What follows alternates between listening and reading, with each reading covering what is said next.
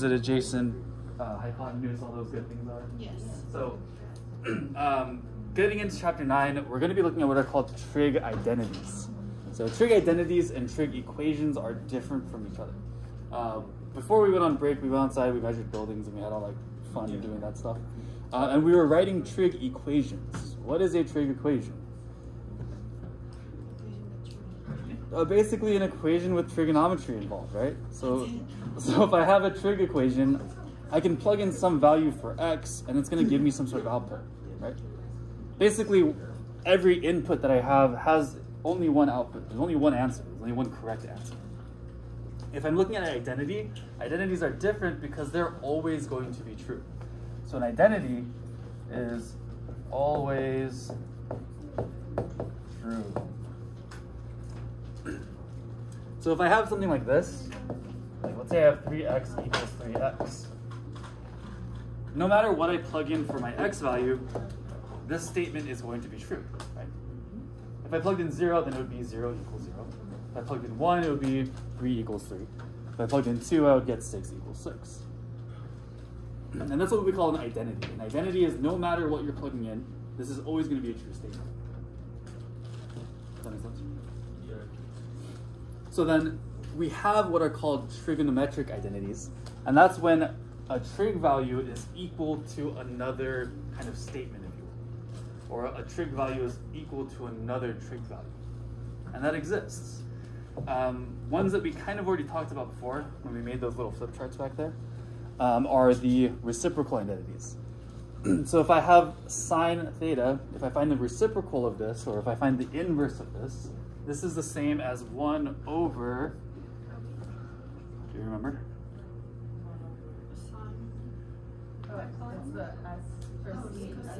Cosecant, right?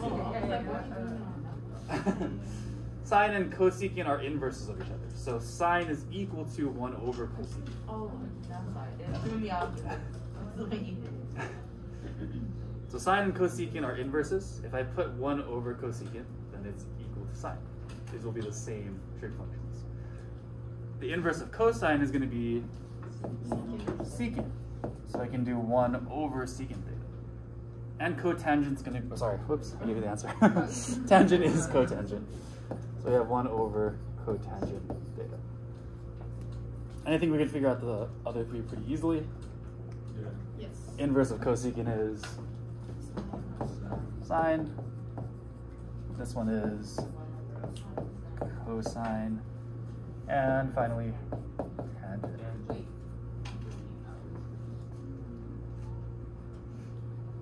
Does that make sense?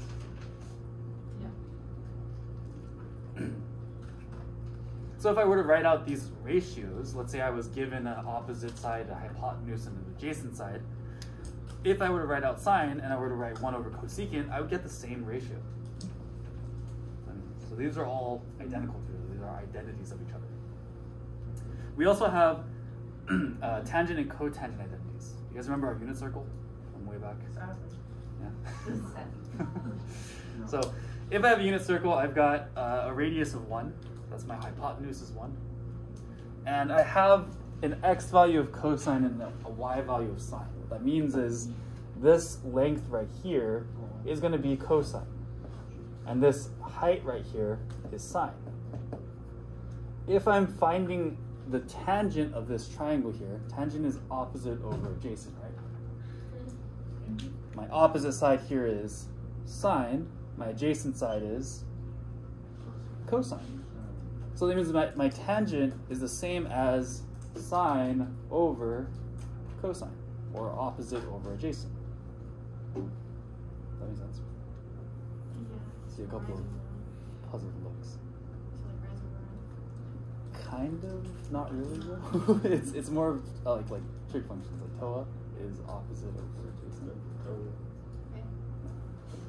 Either way, tangent is going to be sine theta over cosine theta. So if I divide sine and cosine, it's the same thing as tangent. We know that tangent and cotangent are inverses. So if tangent is sine over cosine, what's cotangent? Cosine over. Yeah, it's going to be the opposite, or cosine over sine.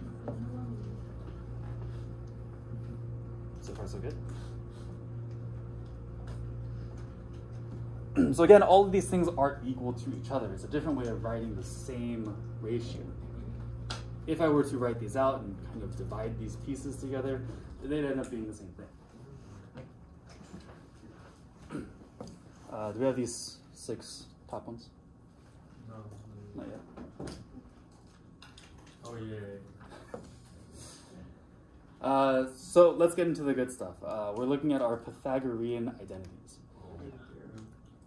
Yes. When we're looking at right triangles, we use Pythagorean theorem, right?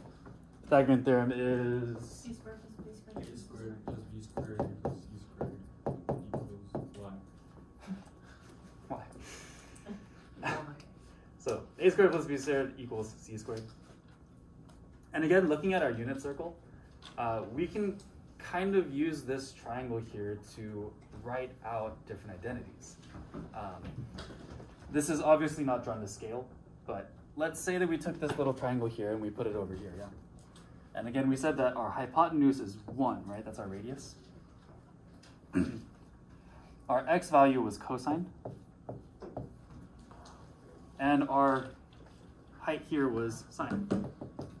Again, I'm pulling that from this unit circle right over there. Does that make sense? So if I did a squared plus b squared equals c squared, can I do that with these pieces here? Yes. Absolutely. I can say that a squared or cosine squared plus b squared or sine squared is equal to c squared. What is c squared in this case? 1. 1 times 1 is 1. And this is going to be one of our really important trig identities. We're going to be using this today particularly, and we'll probably come back to this a little bit here and there. So cosine squared theta plus sine squared theta equals 1. Does it matter if you put the theta after the square? Yes, kind of. I would say yes. Because you don't want to square the degrees of the measure of the angle measure. You're squaring the sine itself. Yeah, good question. So again, I kind of just rewrote a squared plus b squared equals c squared using sine and cosine. Does that make sense? Yes. Cool. We also have a couple of other important ones. That's going to be 1 plus tangent squared theta equals secant squared theta, and 1 plus cotangent equals cosecant squared theta. So we're going to be looking at these 3 specifically today, and so what our main focus of our notes are going to be on. Cool. Questions so far?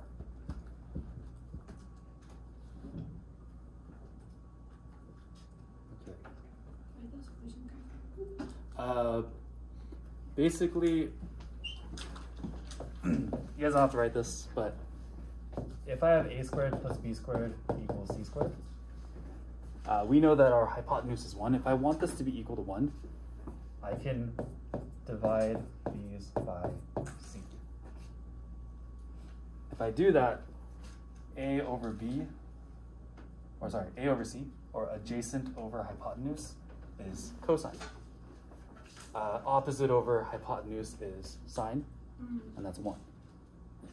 And I can divide these by a squared all the way across. I can divide these by b squared all the way across. I can divide these by c squared all the way across.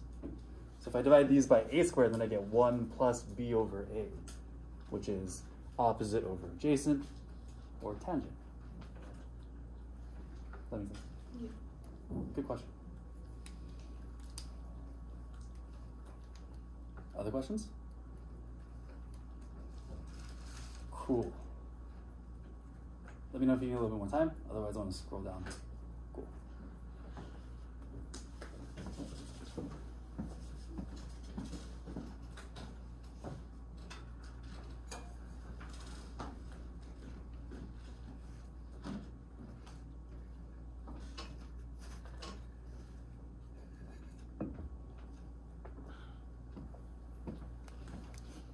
Okay, good? Okay. So one last little bit of notes before we get into our example. Again, we have our unit circle here. You guys remember quadrants, yes? We have we have our coordinate grid, and we have different quadrants that go counterclockwise. So we have quadrant 1, quadrant 2, quadrant 3, quadrant 4. And we have our unit circle here kind of drawn out. If I change these to radians, if I'm at 0 degrees, I have 0 radians. If I'm at 90 degrees, then I have pi over 2 radians. If I'm at 180, we have pi radians. This is 3 pi over 2 radians, and this is 2 pi radians. You remember this, yes?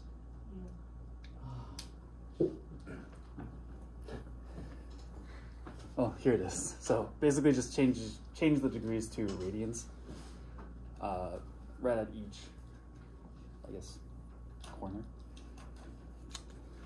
So if we have these quadrants, it tells us what signs our ratios are going to have. So if I'm looking at quadrant 1, if I were to draw a triangle inside of quadrant 1, my x values will be positive and my y values will be positive. So that means that all of my sides of my triangle should be positive, meaning that all of my trig functions will be positive.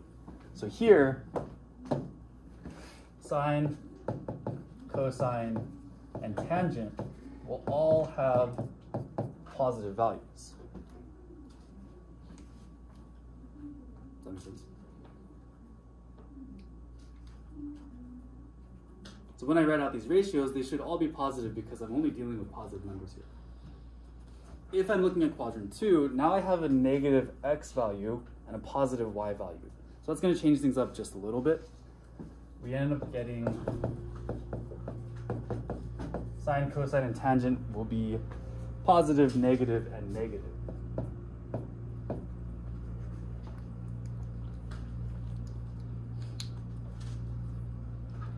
Third quadrant is going to be negative, negative, positive.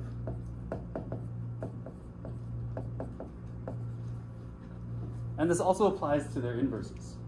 So in quadrant 3, cosecant will be negative, secant will be negative, and cotangent will be positive. Which makes sense, because we're just flipping the numbers, right?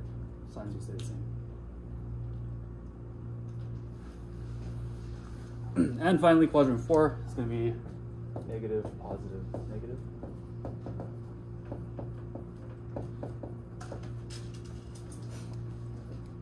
Yes? Great question. Tangent's looking at opposite over adjacent. Opposite here is going to be negative. Adjacent is also negative. So if I put two negatives above each other or in a fraction together, it becomes positive, cancels out. Good question. Does that make sense? All right, how are we doing so far? A lot of information, yes, but I think we got this. So let's do an example. Example 1 says, given that sine theta is 4 over 5, and my theta is between pi over 2 and pi, we want to find the values of the other 5 trig functions. So we want to write out all 6 trig functions for this bit of information. So we know that sine is 4 over 5. This bit of information here tells me where my theta is going to land, somewhere between pi over 2 and pi. If I'm between pi over 2 and pi, which quadrant does that fall in?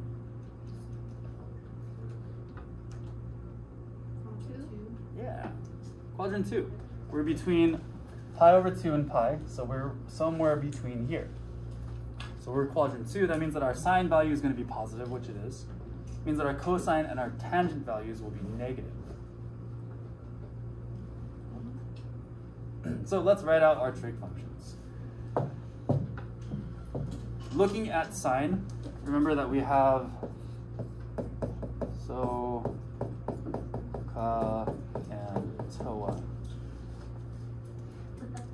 We know that sine is 4 over 5, yes? Meaning that our 4 is which side of our triangle? The opposite, right?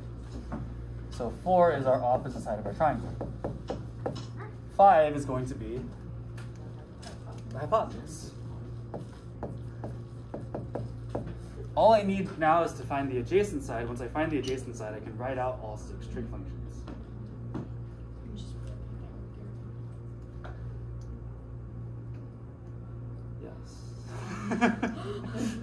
You could. Wait, is there? That's not what we're going to do though. Technically though, yes, you can. Wouldn't that be easier? That would be easier actually. Just do that. You would do it your way. I was raised just so smart. What up? Did you already see what I was doing? Did you already see what I was doing?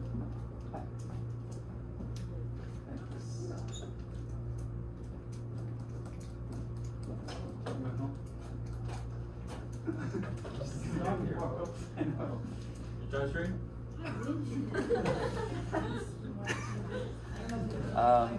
That's a really good point.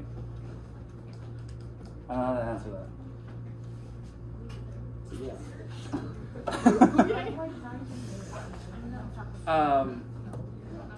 But what we can do here is we can use our trig identities. We have that one that I wrote at start, which was cosine squared theta plus sine squared theta equals 1.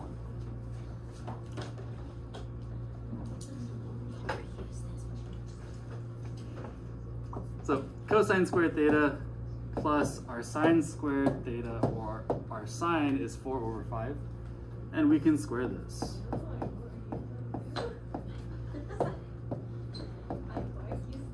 How would you know which is what equation? You just find the one that has sign in it? Yes. So whatever is given to you, you can use that equation. So if you're given sine, we want to use that sine equation. If we're given cosine, we want to use that same one. If we're given tangent, then we would use tangent, and so on and so forth.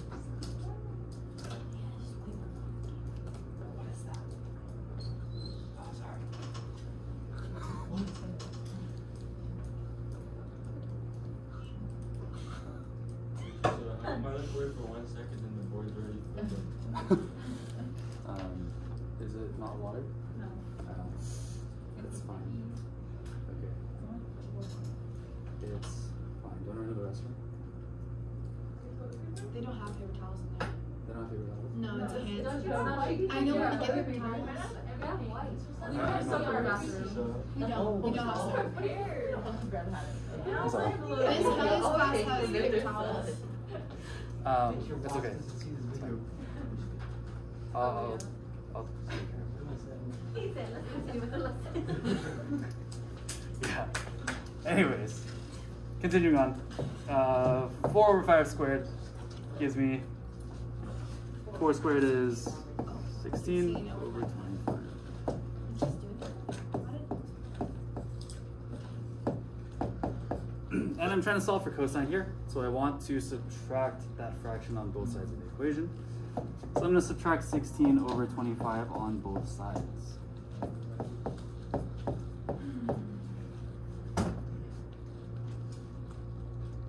We can't subtract unless we have common denominators, so we can rewrite 1 with the common denominator of 25, and that would be 25/25.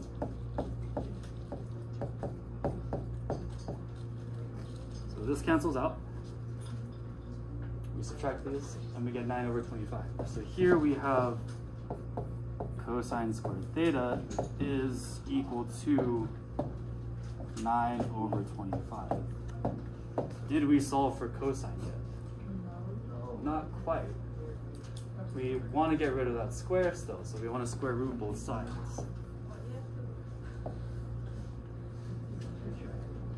It is a lot of work.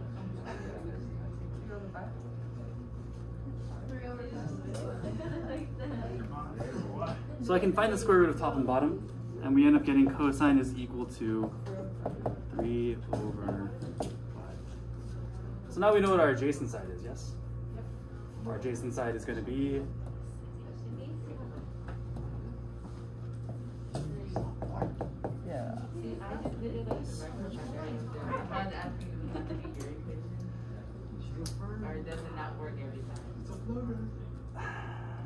let me get back to you on that. 'Cause I want to double check. I'm pretty sure it works every time because it wouldn't make sense if it did. Like, that was so much work.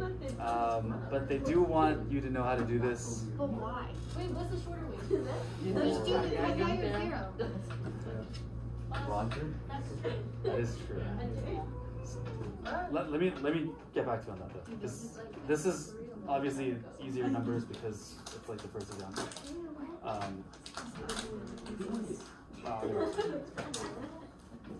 I actually think that does work though. I think it does work though. Alright. So we should have all 6 of our trig functions ready to go then. Sine is going to be equal to 4 over 5. Cosine is 3 over 5, but because we're in quadrant 2, this is going to be negative. So cosine is negative 3 over 5. And tangent will be negative 4 over 3. So negative 4 over 3 because again in quadrant 2 tangent tangent is negative. And we can reverse these for their inverses. So cosecant is going to be 5 over 4. Secant will be negative 5 over 3.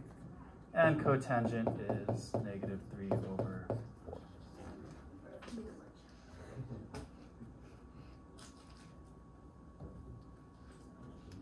Questions on this?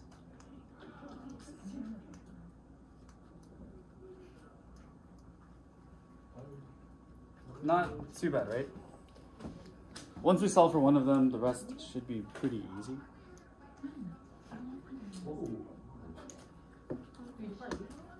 Yes. So, let me have you guys try part B on your own. If you want to try using the Pythagorean theorem, let me know if it works. It worked last time. Okay.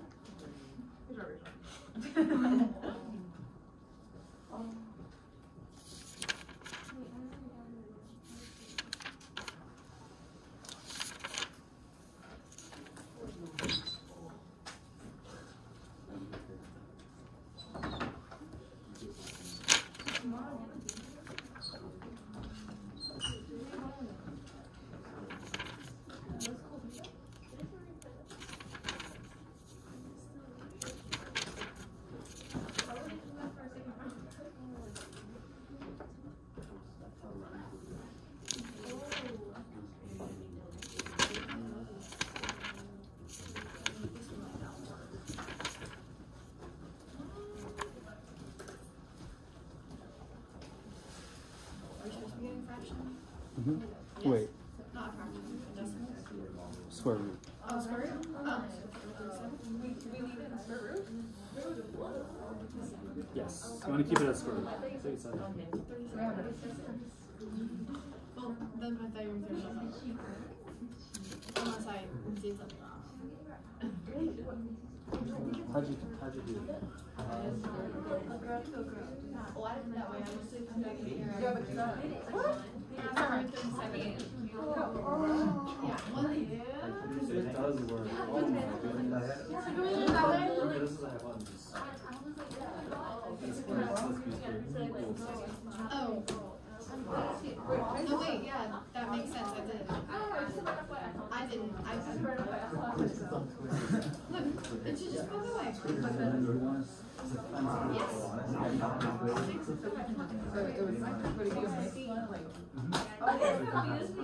Oh, I'm an idiot.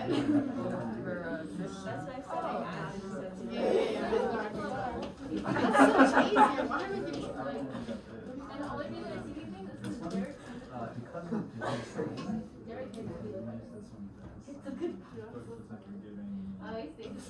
Oh, so 35? Okay,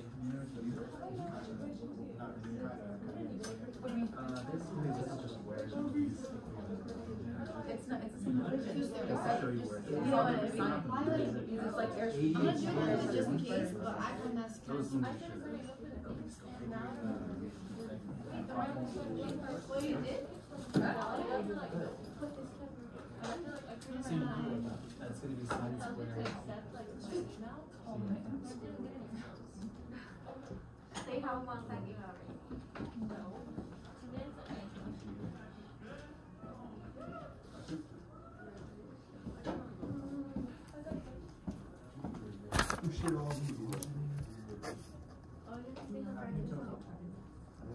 Huh?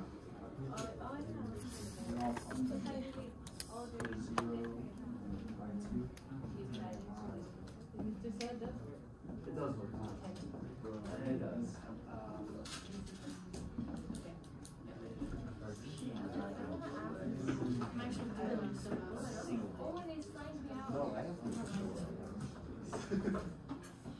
We used to go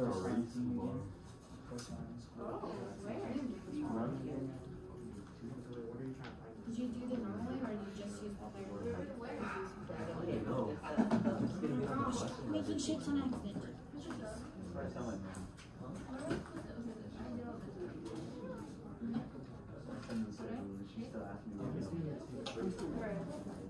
Dude, that's so confusing.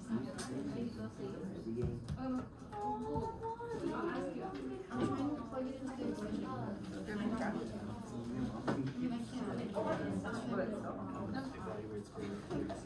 I love you.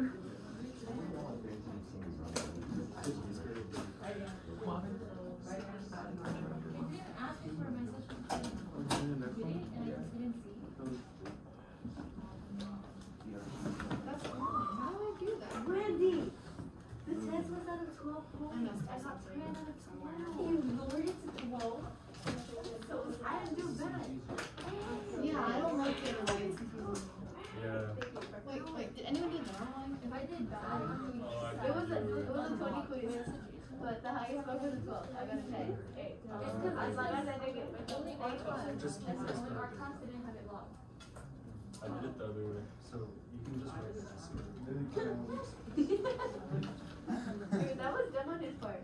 Dude, I wasn't gonna do it, but then I saw you, I was like, oh, and I saw Derek too, I'm like, oh, there's no way. Derek said he didn't do it. Because the square root of Yeah, I found out. Question, he was like, no, I didn't do it. Oh, I think it's a test. And he said no. And I was like, no, he isn't. But it wouldn't make sense After for the test, like, like, five. I knew it would be square root of 35. Oh, and that's, I got it now. What did he get? Took me a second. I thought, I'm not looking to like, see if I somehow want to look out for it. And then, I signed next to it. So I did do it right. I did it. I don't like that way. You're a liar. Okay. I didn't get Let's finish this up so you guys can work on your assignment today. Looking at this, we have cosine, and that's what's given to us. So we can plug cosine into our equation. That's going to be 1 over 6 squared plus sine squared equals 1. If I square this, I get 1 over 36.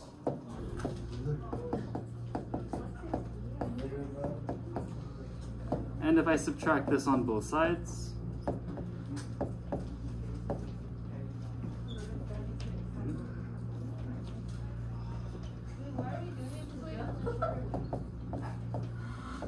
Sorry.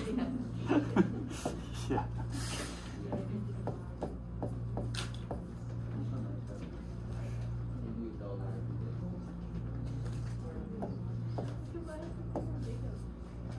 I think this is where we kind of got stuck, some people. Yes. From here, we can get sine theta is equal to 35 is not a perfect square, so we can keep it as a radical. 36 is a perfect square, so we can evaluate that as 6. Wait, so is it all in the radicals? Hmm? Is it all in the radical or just the 35? So we're splitting up the radical into top and bottom. So we're rewriting this as square root 35 over square root 36. Does that make sense? Because 36 is a perfect square, we can find that out, and that's going to be equal to 6.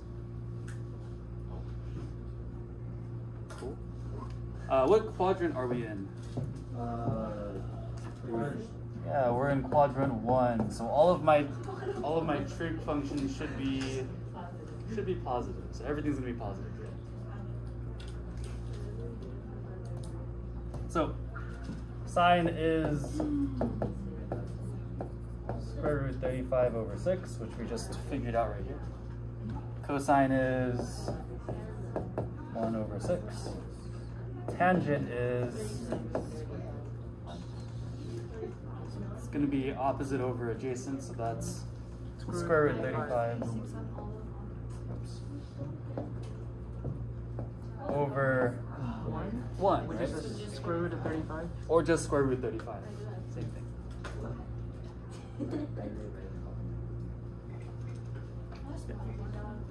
And if I flip these guys, cosecant,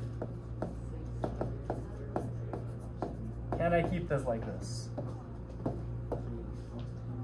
Oh, No, because radical you gotta is the bottom. oh my god. Gotta get rid of that radical on the bottom, right? So remember our warm-up? Multiply by square root 35. And we get 6 square root 35 over 35.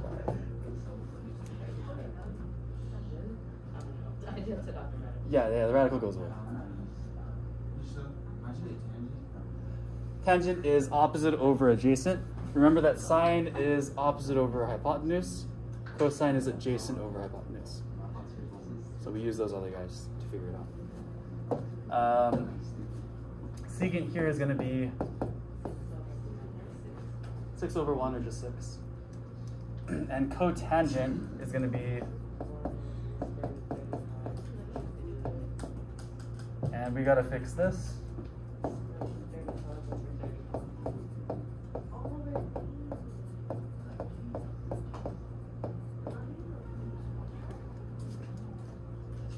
And we're good.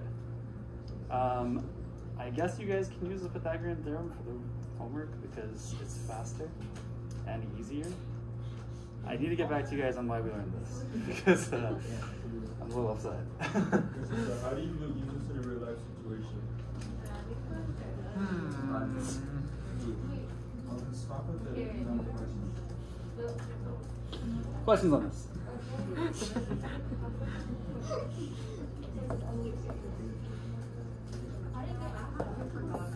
Okay. You guys can write a summary and have some time to work on your assignment.